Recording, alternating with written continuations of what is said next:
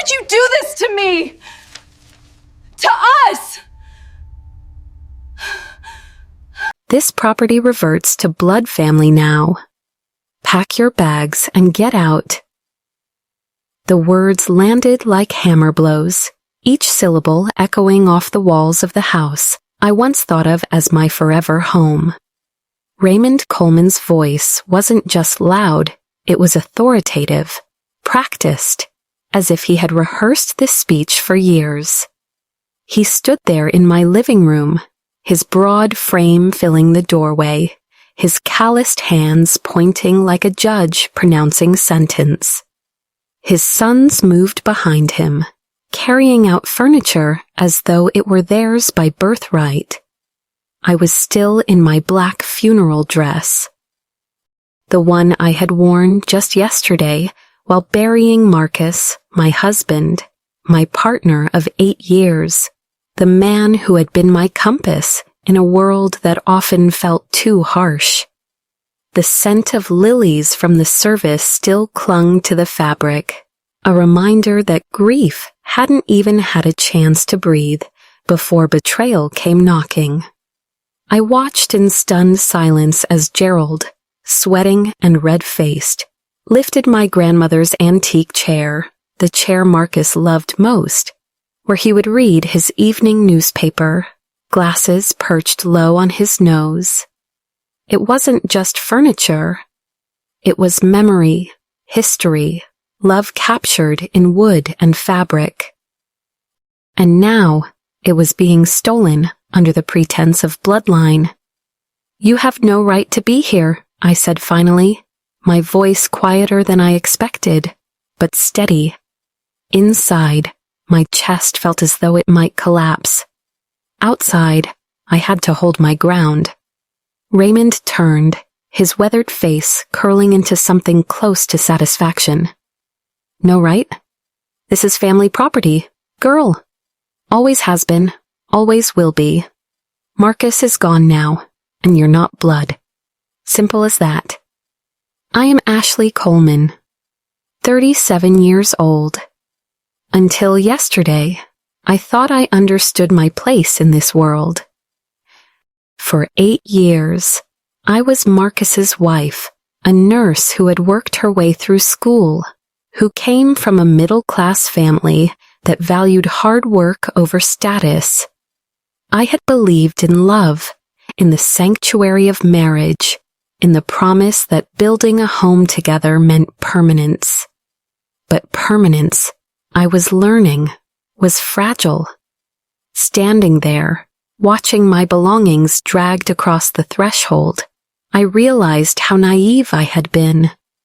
The Coleman family's disdain had always lingered just beneath the surface.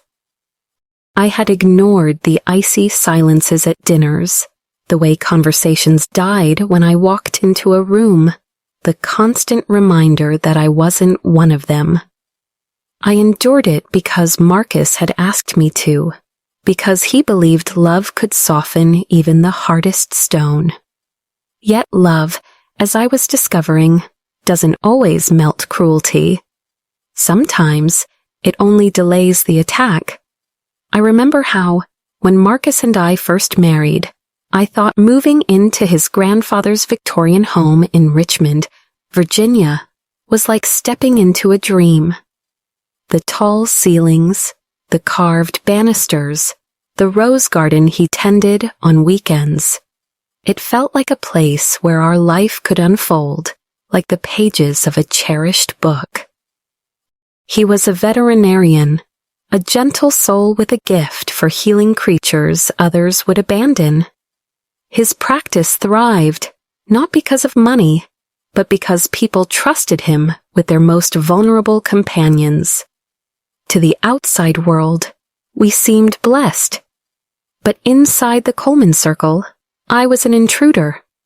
Raymond had once looked me in the eye, years ago, and said, "Family property has been passed down through generations. You're a sensible girl, you must understand that." I smiled politely then, hiding the sting. But today, as his sons carried out my wedding photographs as if they were worthless junk, I saw the truth with perfect clarity. They had never seen me as Marcus's equal. I was tolerated while he lived, disposable now that he was gone. Marcus wouldn't want this, I whispered, my throat tight. Marcus is dead, Raymond snapped, his voice sharp as glass. He was too soft-hearted when it came to you. We told him from the beginning you were only after the family money. That charade is over now. His words sliced through me, dredging up years of humiliation. 8 years of being tolerated but never embraced. 8 years of Patricia, his wife, remarking about better matches for Marcus at social gatherings. 8 years of whispered judgments disguised as politeness. And now, on the very day after his funeral, they dared to cast me out. In many cultures, widows are treated with reverence, given space to grieve, surrounded by compassion. But here, in this so-called respectable family, my grief was an opportunity for conquest, a reminder of how tradition, when twisted, becomes a weapon. Studies show that disputes over inheritance destroy families more often than poverty does. Blood ties become battlefields, love is replaced by ledger books, and dignity gets trampled under the weight of entitlement. I was living proof of that statistic. Yet as I stood in the wreckage of my own living room, something shifted inside me. The tears that had threatened to spill dried at their edges. My trembling hands curled into fists. Raymond saw a widow to be swept aside. Gerald and Timothy saw a chance to claim what was never theirs. But Marcus, my Marcus, had seen more clearly than any of them.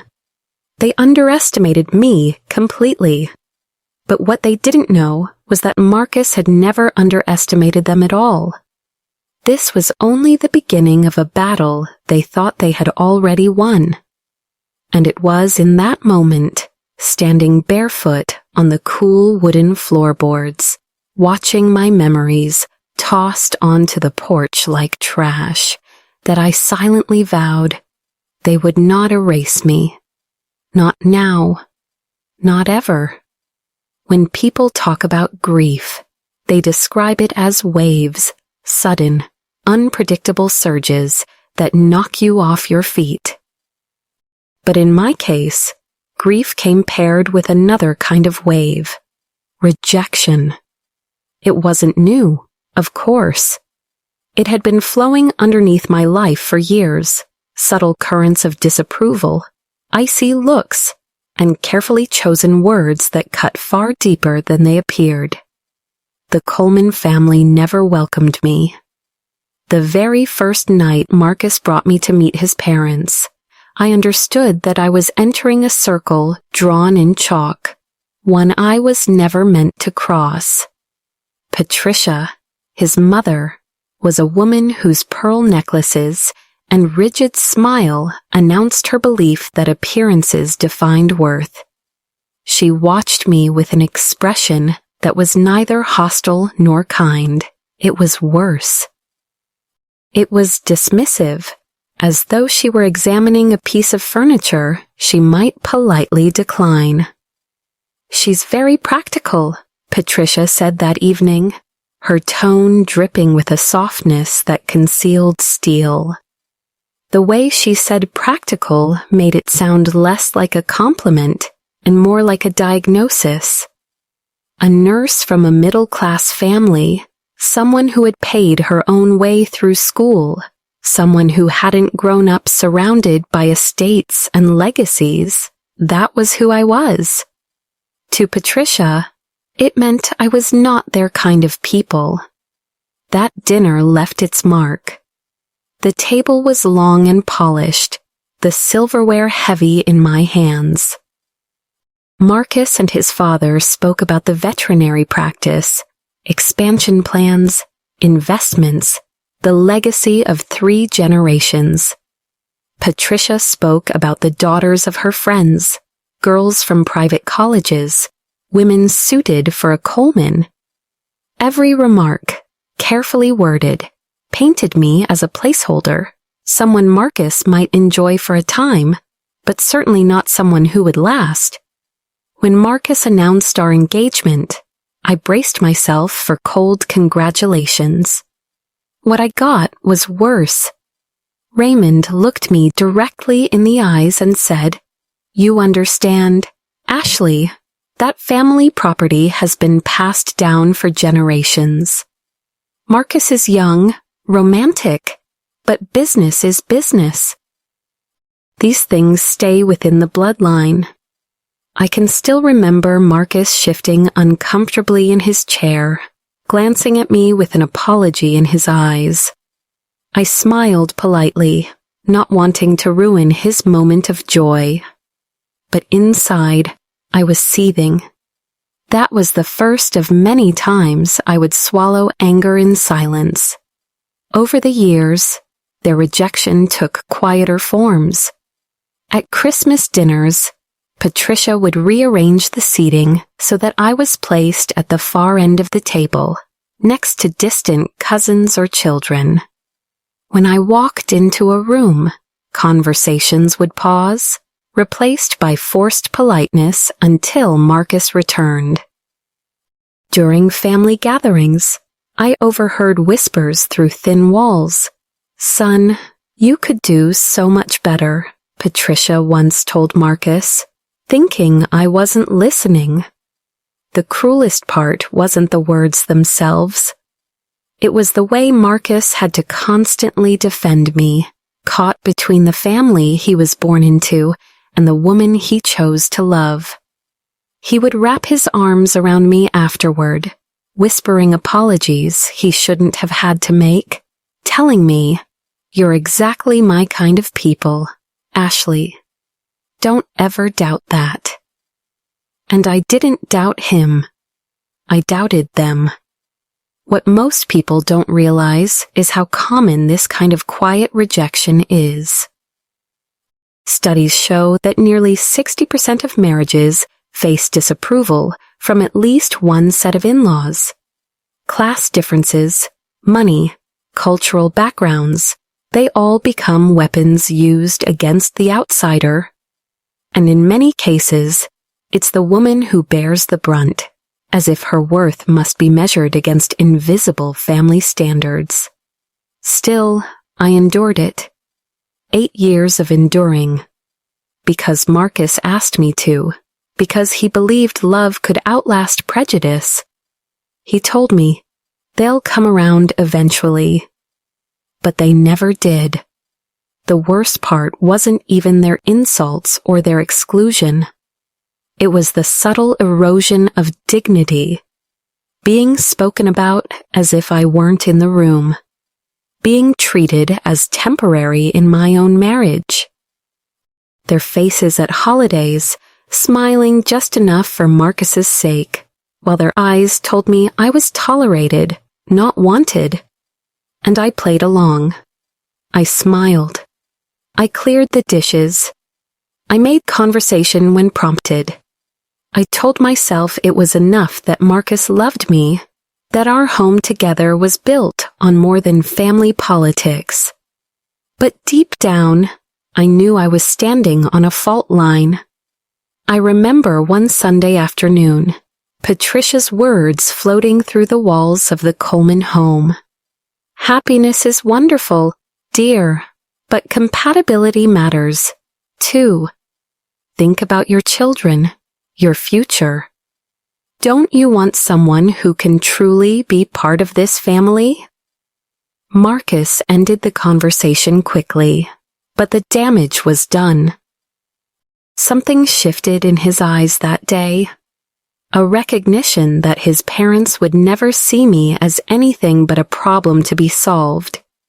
The irony, of course, was that I never wanted their money. I never wanted their land, their practice, or their legacy.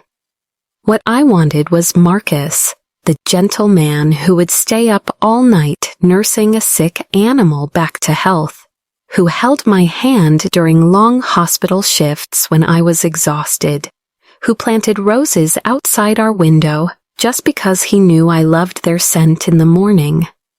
But the Coleman family couldn't see that. They saw legacy. They saw bloodlines. They saw a nurse who, in their eyes, had married above her station. And in that blindness, they underestimated both Marcus and me. What I didn't realize then was that every cold glance, every dismissive comment, every time they pushed me to the margins, it was all being noted, silently, by Marcus himself. He wasn't just defending me. He was preparing for something they couldn't even imagine. Because love, when real, doesn't just endure cruelty. Sometimes, it quietly builds defenses in the shadows. And one day, those defenses would become their undoing. The moment that changed everything came, oddly enough, at a celebration. 3 months before Marcus died, we attended his cousin Walter's wedding, a grand Coleman affair with chandeliers glistening over crystal glasses and laughter echoing through the banquet hall. To the untrained eye, it looked like a perfect family gathering. But for me, it was just another stage where I played the role of the polite outsider. I wore my best dress, smiled when spoken to, and busied myself with polite small talk.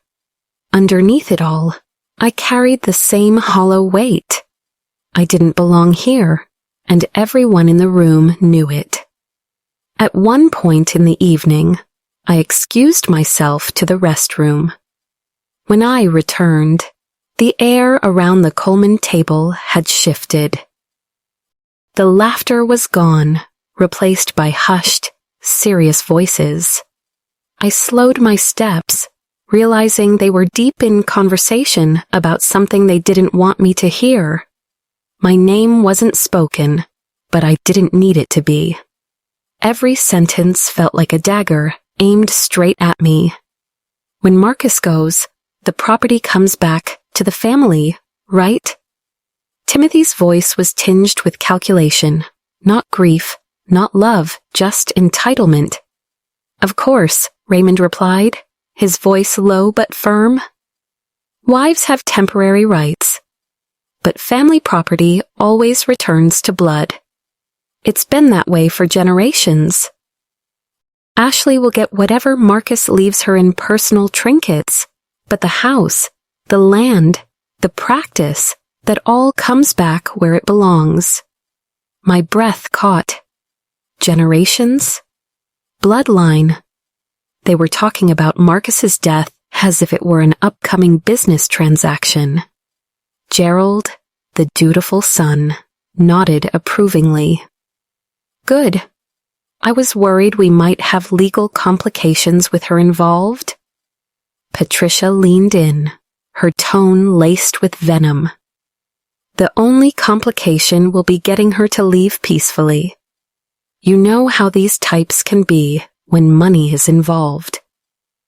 These types, as if I were a category, a stereotype, a threat to be managed. My pulse quickened, and my hands shook. I felt the blood drain from my face. Walter, the groom himself, chimed in casually, almost amused.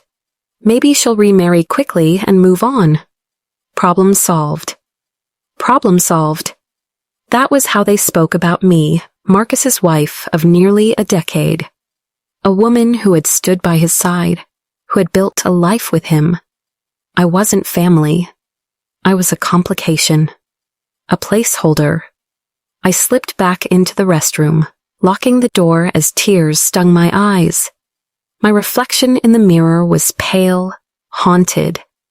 For the first time, I realized just how deeply they had planned my erasure. Not after years, not in case of conflict, no. They had prepared for my removal since the moment I walked into their circle. It is a cruel thing to hear people casually discuss your widowhood before your husband has even fallen ill. Studies show that money and inheritance disputes rank among the top 3 causes of family estrangement in America, alongside politics and addiction. I didn't need statistics that night. I lived the reality. When I finally returned to the reception, I found Marcus deep in conversation with his Uncle Harold, discussing surgical techniques for wildlife rehabilitation. His face lit up when he saw me, his eyes warm, the way they always were. He immediately pulled me into the conversation, eager to include me. That was Marcus, always drawing me closer when his family tried to push me out. But that night, on the drive home, I couldn't stay silent. The words tumbled out in a whisper. "Marcus, I overheard them. Your family.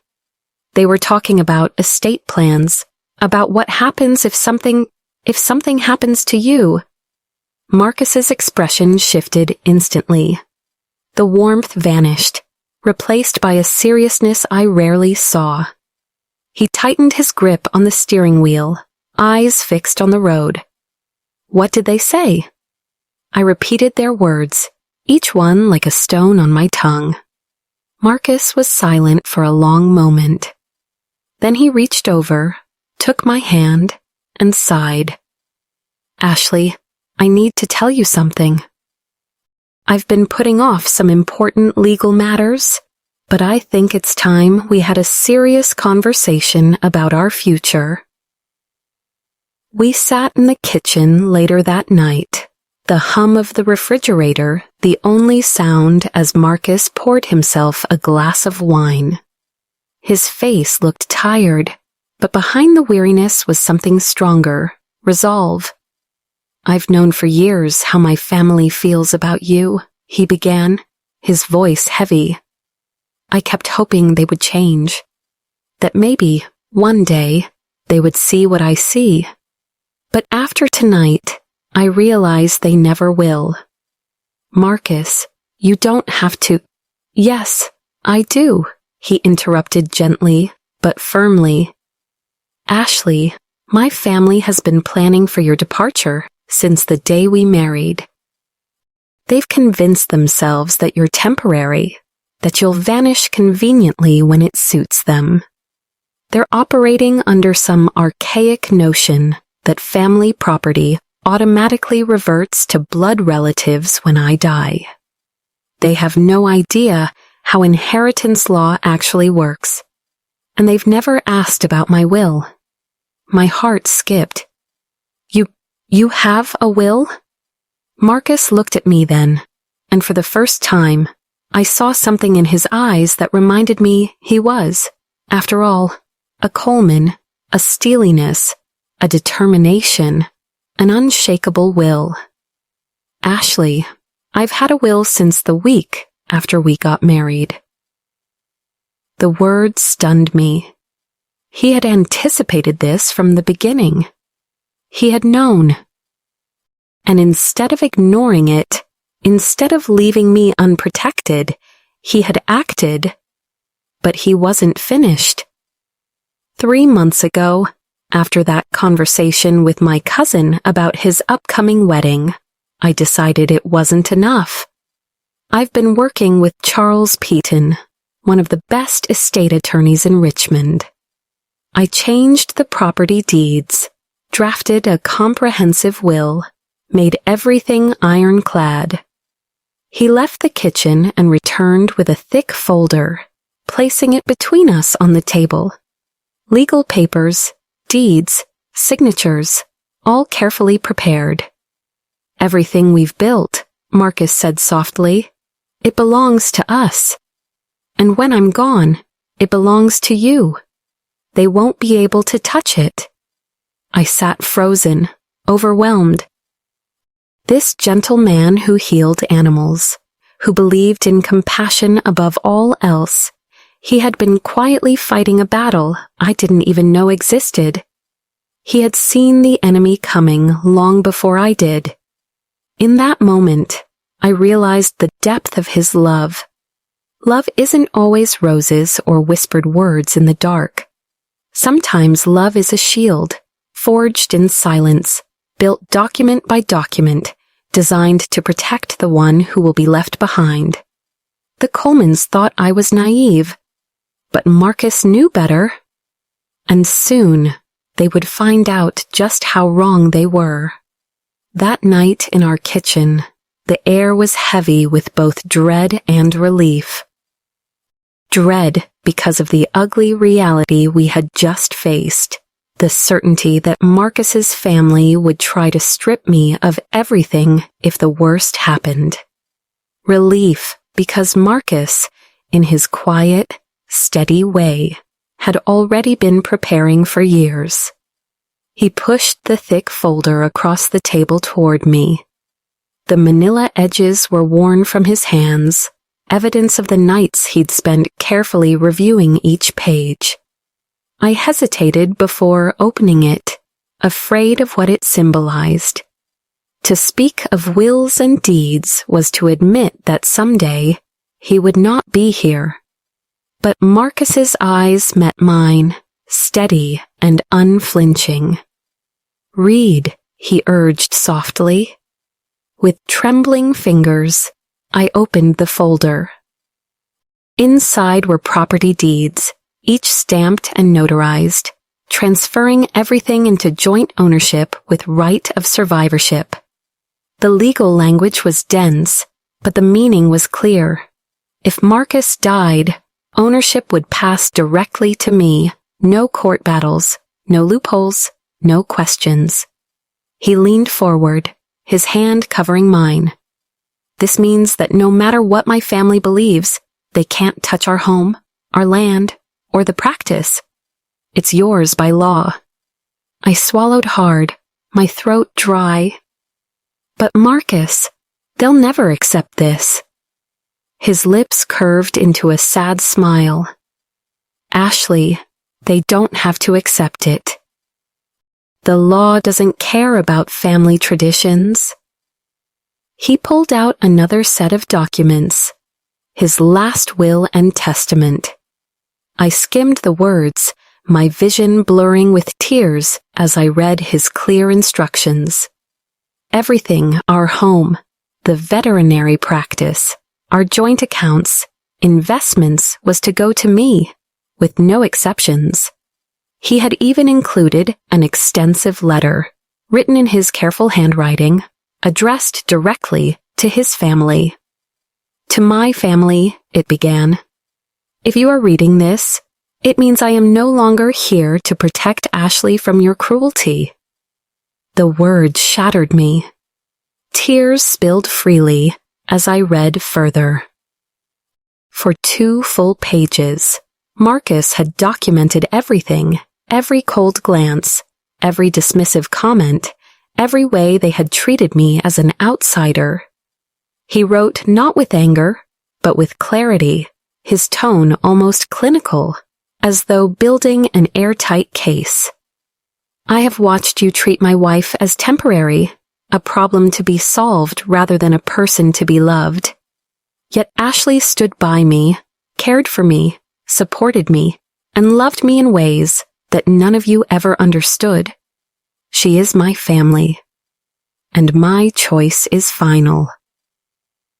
At the bottom of the letter was his signature, witnessed and notarized by their lawyer, Charles Peyton. I looked up from the page, my vision swimming. "Marcus, why didn't you tell me sooner?" He exhaled, his expression tired but resolute. "Because I hoped we'd never need it.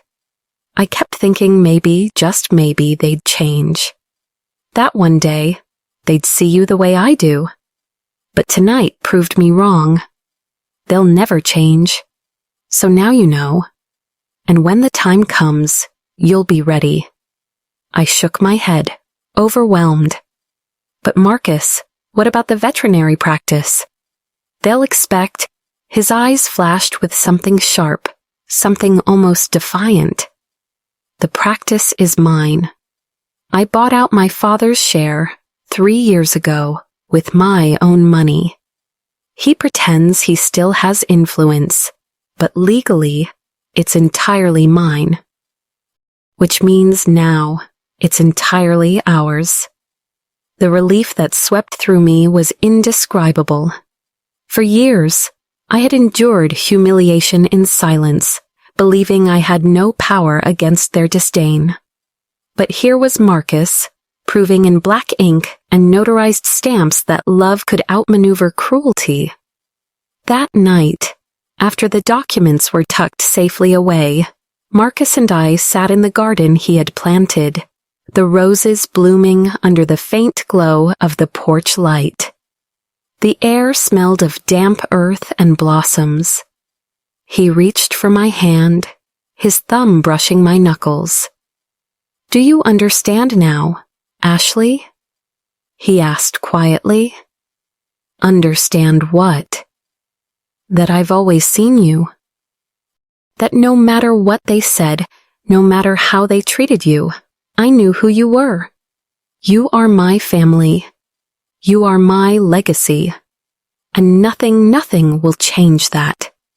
I broke then, sobbing into his chest, clutching him as though he might vanish if I let go. And as he held me, I realized something profound. Love isn't always measured by grand gestures or poetic words. Sometimes love is measured by foresight, by the quiet, meticulous ways someone prepares to protect you from storms you don't even see coming. It reminded me of something I once read, that the truest acts of love are often invisible. Parents working long hours for their children's future. Partners saving quietly to build a life together. And in Marcus's case, drafting legal documents that would shield me from the cruelty of people who should have been family. Looking back now, I think that was the night Marcus showed me the depth of his devotion more clearly than any other moment in our marriage. He wasn't just my husband. He was my defender, even beyond death. Of course, neither of us knew then how little time we truly had left. Life, with its cruel timing, was already moving toward a revelation we couldn't stop. And soon, the very protections Marcus had put in place would be tested in the most brutal way imaginable. But that night, under the soft glow of the garden lights, all I felt was love. Love that was stronger than legacy. Love that would outlast even him. The first signs were small. Marcus brushed them off at first, indigestion, he said, from too many late-night meals at the clinic, the stress of emergency calls, the long hours bent over animals in distress. But the discomfort grew, sharp and persistent, until finally, one bleak afternoon, we sat across from Dr.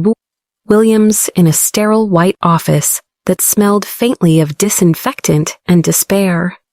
Her eyes carried the weight of what she was about to say.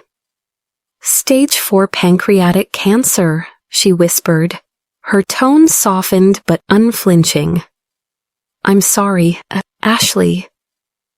6 months, maybe 8 if we're aggressive with treatment. I felt the floor tilt beneath me, as though the earth itself had given way. Marcus, however, sat calm, his hands folded in his lap. He had always carried himself with quiet strength, but this calm wasn't strength, it was acceptance. He reached for my hand, squeezing gently, anchoring me when I thought I might drown. That evening, back at home, grief and terror pressed down like a physical weight. I wept in our kitchen, the same place where he had once shown me the folder of documents, where he had promised I would be protected. Marcus didn't cry. Instead, he picked up the phone and dialed Charles Peyton. "Charles, it's Marcus Coleman. We need to expedite those estate documents we discussed." "Yes, it's urgent." In that moment, I saw the difference between us. Where I felt only loss, he turned immediately to protection. Even as his body betrayed him, his mind worked to shield me from what was coming. Over the next 2 weeks, Charles visited often.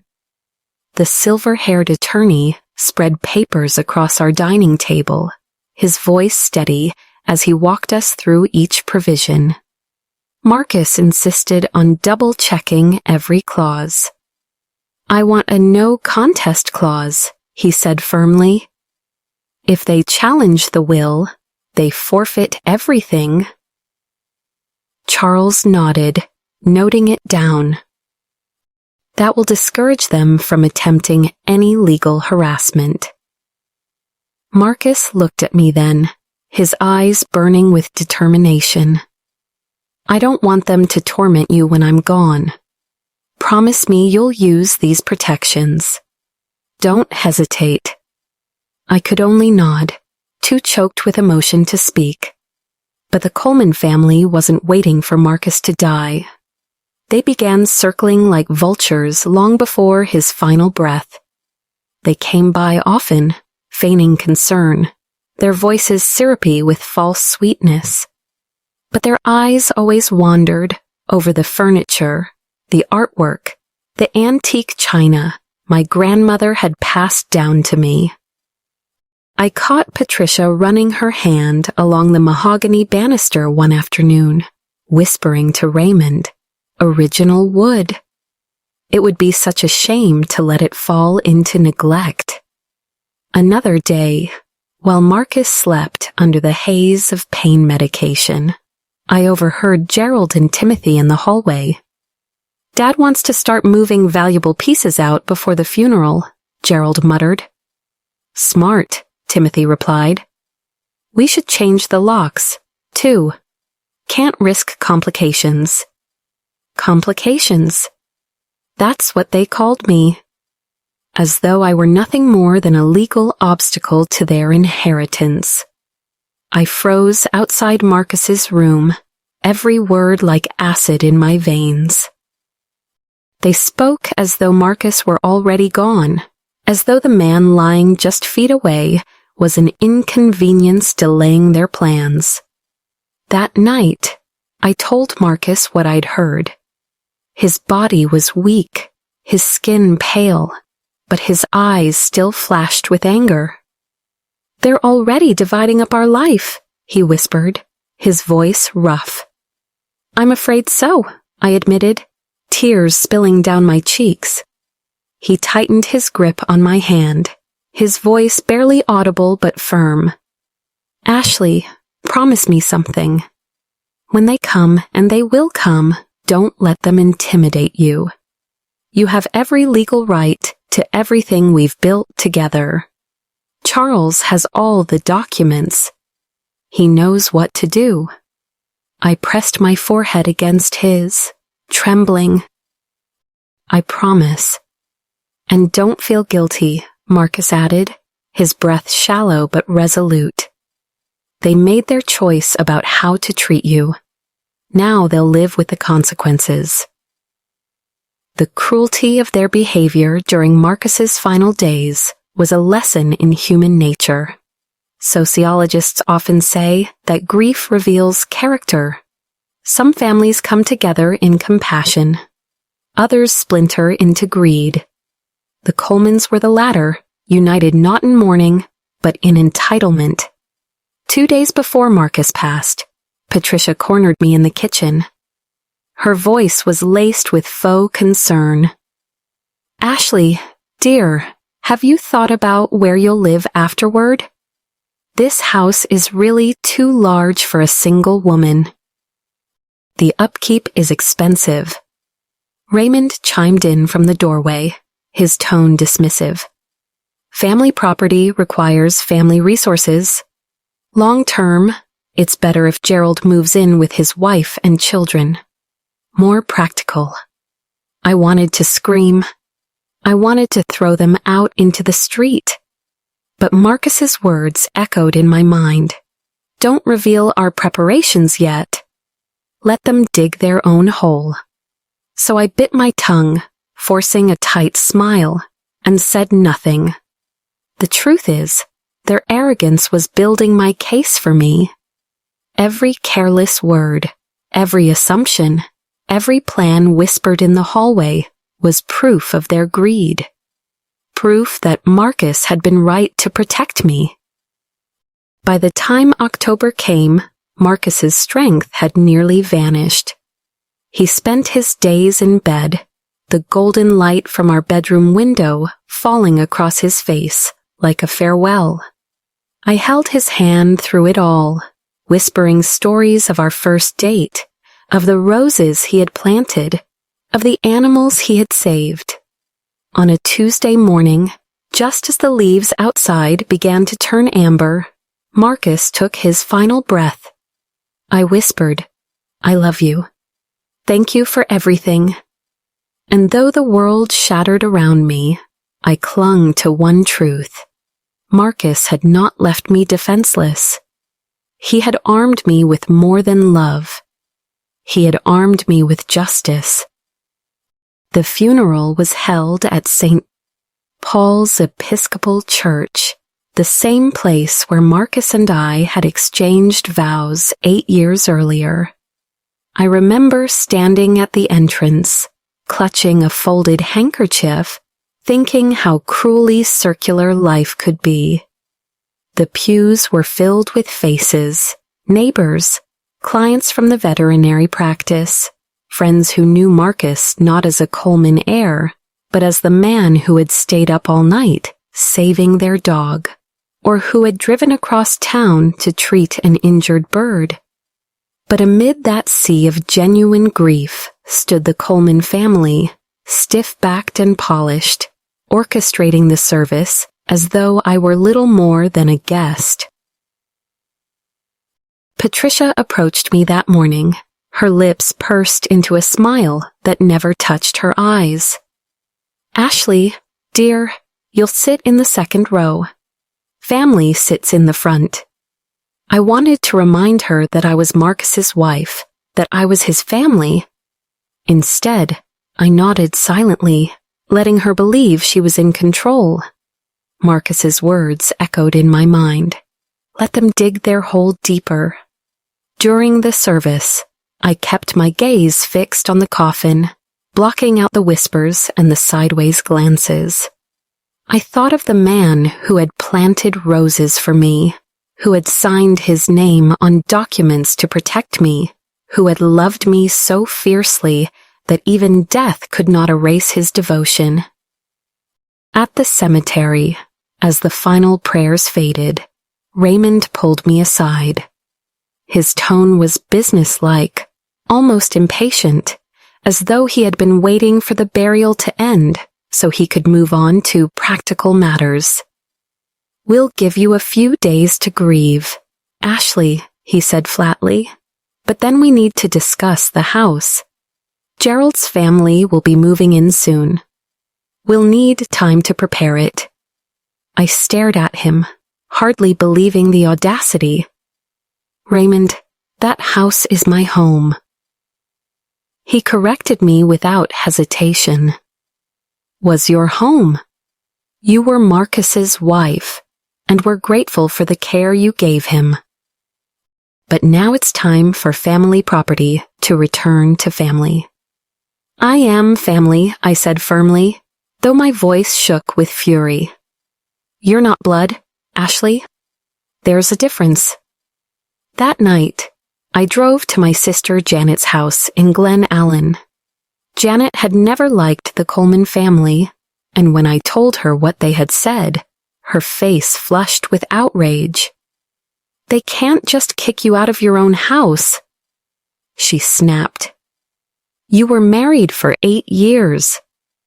"They seem confident about their legal position," I replied quietly, sipping the tea she had pressed into my hands. Well, they're wrong. Call a lawyer. I smiled sadly.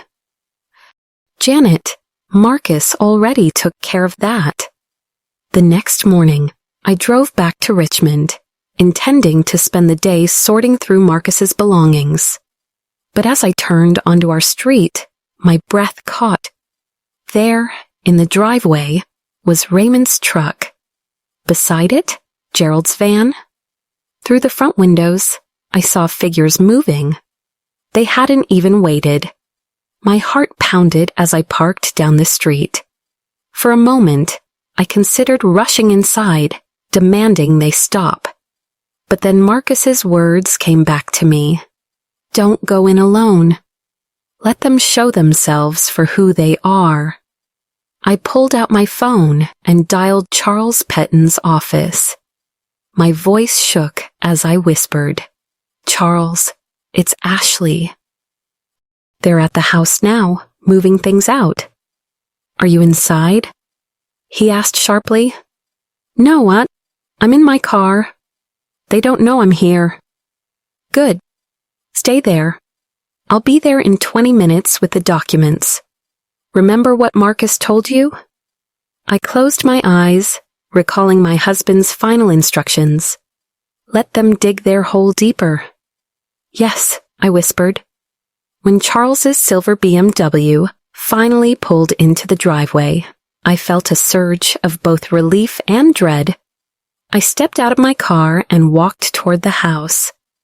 Through the doorway, I saw Raymond orchestrating the scene like a general commanding troops.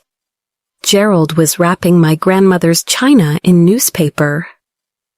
Timothy was loading Marcus's favorite reading chair onto the truck. You're back sooner than expected, Raymond said casually when he noticed me, not even embarrassed at being caught looting my home.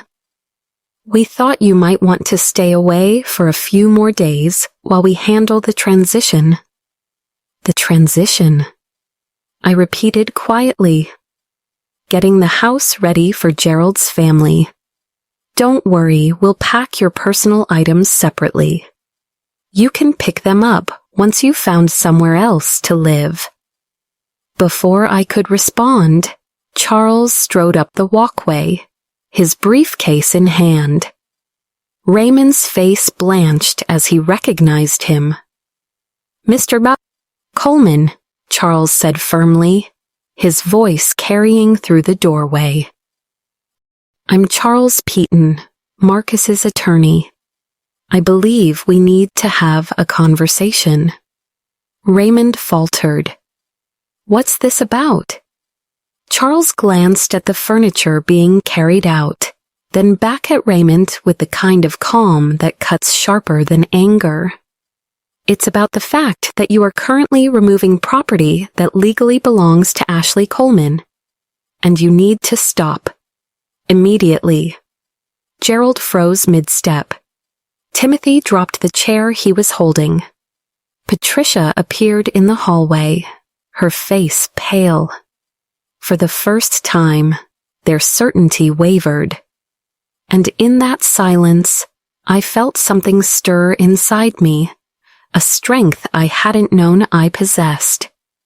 They had underestimated me all along. But the storm was just beginning.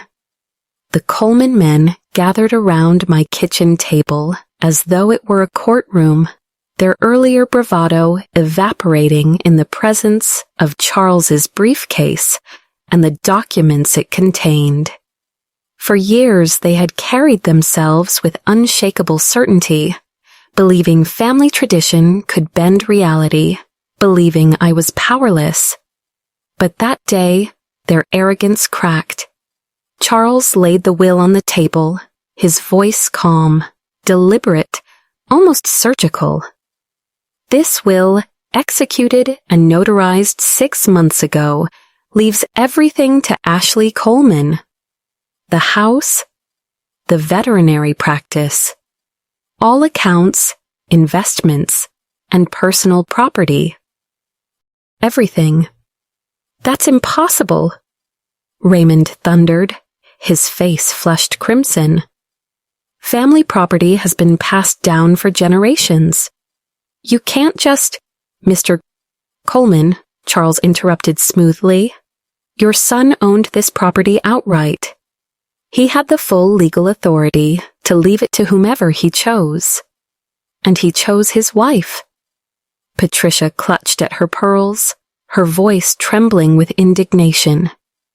But she's not blood family. Charles didn't flinch. Under Virginia law, spouses have automatic inheritance rights that supersede family traditions.